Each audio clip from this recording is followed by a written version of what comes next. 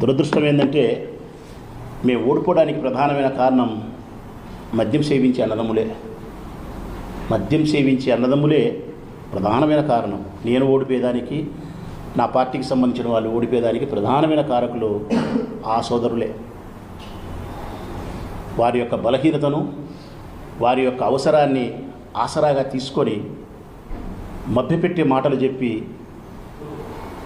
రెచ్చగొట్టే మాటలు చెప్పి ఎన్నికలప్పుడు వారితో ఓటు వేయించుకొని అధికారంలోకి రావడం జరిగింది.